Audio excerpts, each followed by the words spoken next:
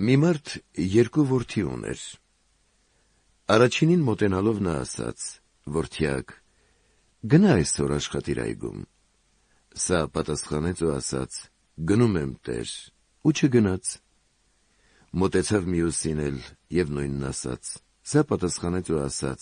«Չեմ ուզում»։ Բայց հետո զղջաց և գնաց այգին։ Արդ երկուսից ով կատարեց հոր կամքը։ Նրանք ասացին վերջինը։ Հիսուս նրանց ասաց. «Ճշմարիտ եմ ասում ձեզ, որ մաքսավորներ ու պոռնիկներ ձեզնից առաջ պիտի հասնեն արքայություն, որովհետև Հովհաննեսը արդարության ճանապարհով եկավ, և նրան չհավատացիք, իսկ մաքսավորներ ու պոռնիկներ հավատացին նրան, և դուք այդ տեսաք և հետո էլ զղջացիք, որ նրան հավատայիք»։